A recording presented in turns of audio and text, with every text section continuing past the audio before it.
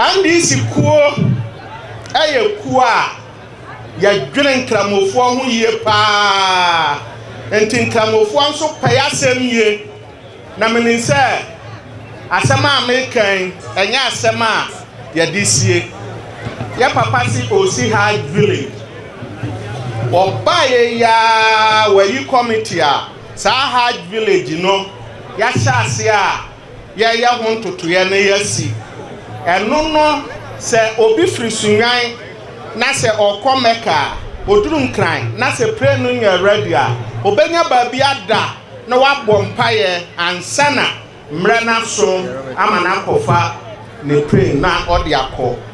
hard enti sa nyama we nyina kire se ye ka ye na ni amesre ene se ya bunu manim ha asundwe ewo ha na menim se Israel sonso eya asundwe ye nyina ya kan ye ho abom se bonoman betumpon enti ni amesra ne se asundwe na ye wo ewo bonoman ha no ebekoso atena ho da bia ye ne yenuamu nyina ntena fefefe ye ne a Kristofo ntena fefefe bibia yente ye ho ase no emra kwanda ho a ye fa so a ye betime ate ye ho ase enti mesre ye papa chief imam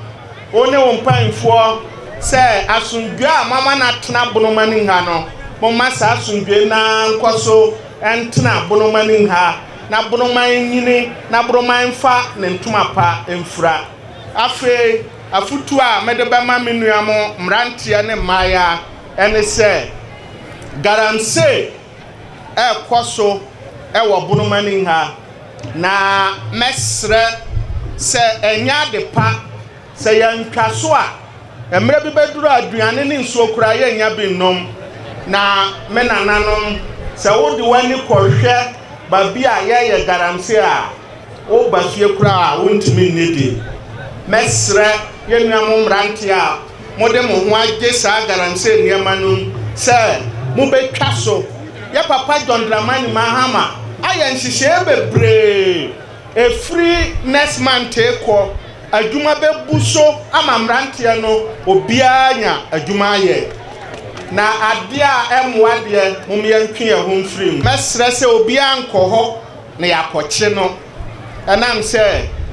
se ampi be pachewa wanwe ya ye namfo sem no emu betete because why ye be chiw wo galamsey site de mehwe se mra na obedi na se prison ena wo so kwa ye be hwe se obeko prison obia besra menti ase enu nti amede chopa emamo se saade no emwaye nti mumie ntwa so ena monso amate agu kwaye no a mo twa nuase kwaye no monso ye wonsihye emamo se ye bechi obi ewo kwaye no mu a eno nso ampi ba menye so se mediatum chairman kuraba ne ya wose mrato no ya de mra no ebeto enti mesramo adwuma ebebuso andi isi aban ba adwuma ye bebre moma ye ntwan adwuma na beba no ne awbetimi aye bia na ado ho awuram na waye bi na wonso wanya bibi ede ato aduane ama wabusua adi atabe